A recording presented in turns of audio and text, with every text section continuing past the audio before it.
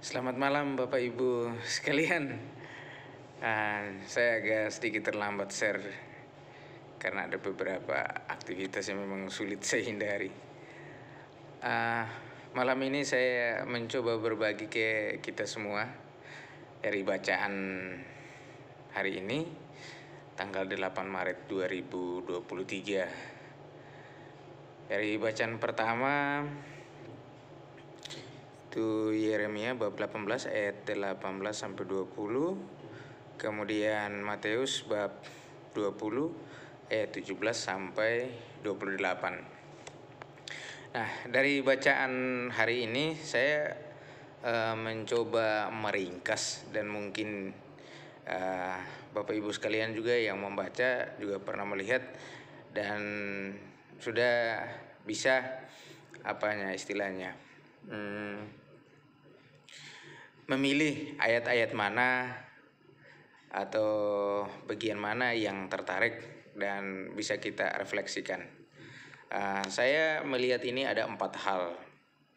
Pertama, perhatikanlah aku ya Tuhan, akan dibalaskah kebaikan dengan kejahatan, namun mereka telah menggali lubang untuk aku. Ingatlah bahwa aku telah berdiri di hadapanmu dan telah berbicara membela mereka, supaya amarahmu disurutkan dari mereka.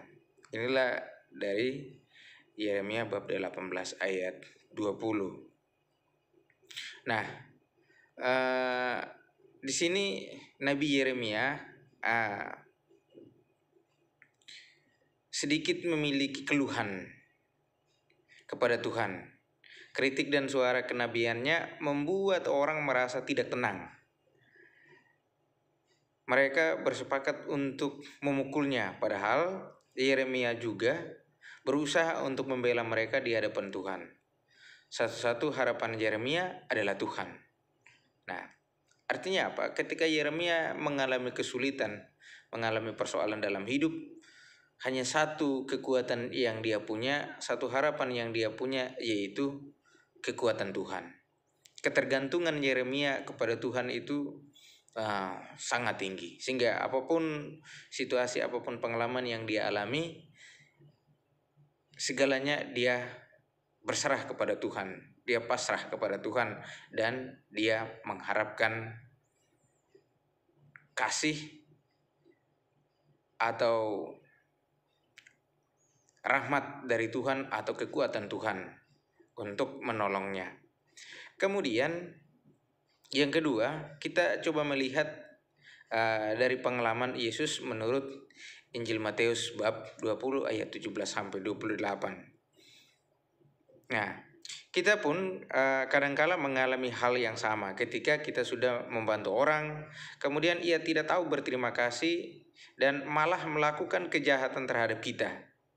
Nah, di sini kembali lagi kepada Yeremia. Yeremia mau mengajarkan kita untuk tidak membalas kejahatan mereka, tetapi berpaling dan berharap kepada Tuhan.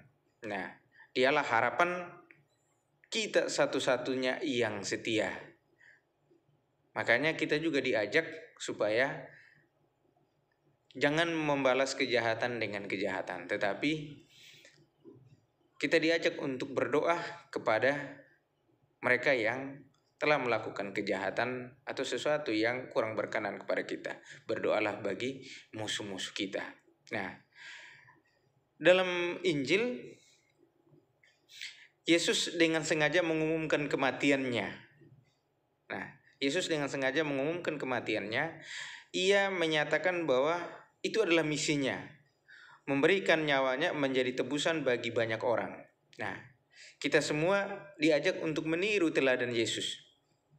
Nah, untuk melayani sesama kita, membantu sesama kita sejauh yang bisa kita lakukan. Dan kita diusahakan untuk selalu berbuat lebih. Nah, di sini lebih pada konteksnya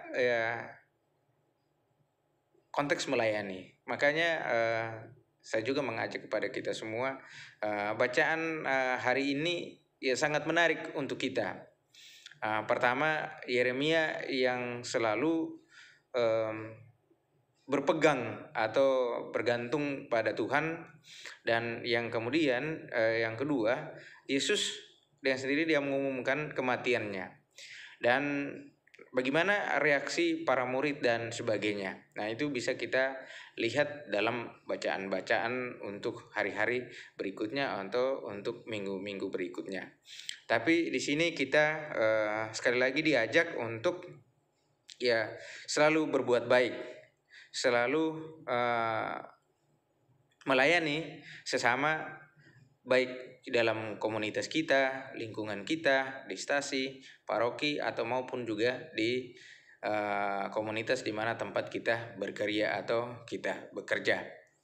Nah, terima kasih Bapak Ibu sekalian. Sekali lagi saya mohon maaf karena sebenarnya sudah dari jam 7 tadi saya share, dan ini saya share dalam bentuk YouTube supaya Bapak Ibu sekalian, adik-adik orang muda Katolik akan lebih gampang atau lebih mudah membukanya.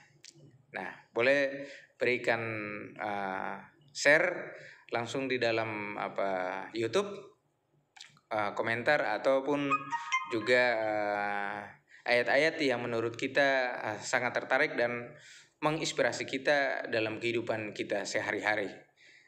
Terima kasih, selamat malam.